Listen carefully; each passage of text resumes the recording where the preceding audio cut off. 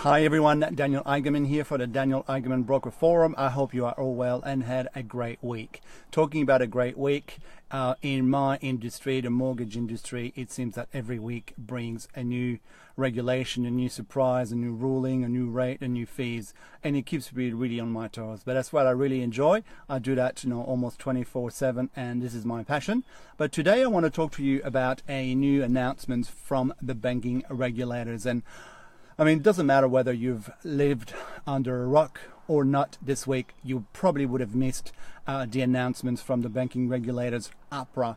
APRA came out at the end of the week and said that they will scrap the 10% cap on investor loan. Now, what does that mean? 4 years ago, APRA identified investors and investor loans as one of the main reasons why the market was booming in Sydney and Melbourne, and justifiably they were worried about what would happen once the boom stops. So they started pointing their fingers at investors, and this is when they said, okay, banks, lenders, you can't, from now on, you can't grow your investor loan book by more than 10% a year. And that's what we used to call the 10% cap. Now, that was 4 years ago. Now the banks have decided to scrap it. But in the meantime, last year, what the banks have identified, the regulators have identified, is that investor loans, there were too many interest-only loans. There were actually, at the time, last year, more than 50% of loans written were interest-only. And obviously with interest-only loans, there are some challenges, especially when they come off the investor-only period and you start having to pay principals and interest. But that's a story for another video. So 4 years ago, introduced the 10% cap on investor loans. Last year, they introduced a cap on how much banks, lenders could write in terms of interest-only loans. And really, when you look at it, over the last 4 years, the focus of the regulator was really about the type of products that the banks were allowed to sell. Now, this year, it seems to be that the regulators are looking at affordability to make sure that the ballooning debt levels among Australian households is not getting out of hand.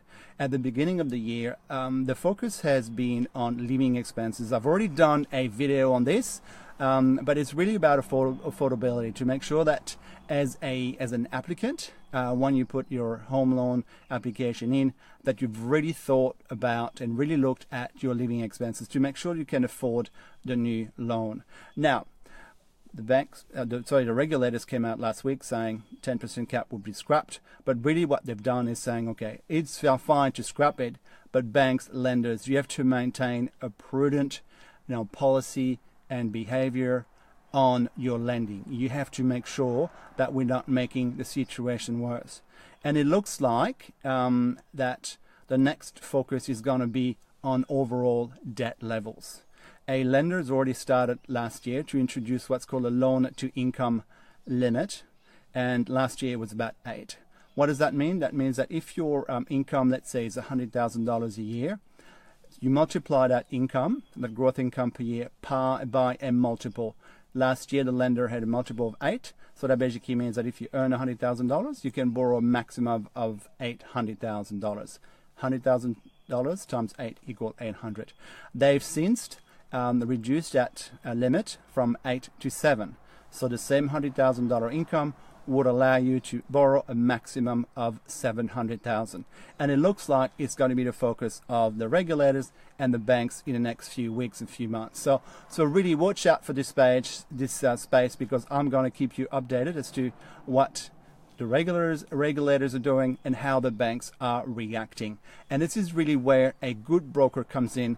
They can help you navigate an increasingly complex mortgage landscape where regulations are being changed, replaced, increased, reduced, with lenders and banks reacting in very different ways to all the regulations. So going back to your bank and only talking to one bank, those days are gone. You really want to be shopping around to make sure that you find the banks that will lend you the money, You want to find out among those banks which ones are going to lend you the most. And then among those ones, you want to make sure that you find the one that has the best rates and features. So it's really not just about rates, as I always say. It's really about finding the lenders that will do the job, that will do the deal for you at the best price possible. Again, if you got any questions, you know what to do. Leave a message down in the post, or IM me directly, or if you want to, we can have a quick chat over the phone. You call me on 0412 022 110. I hope that was helpful. I'll see you next week. Have a great week. Cheers. Bye.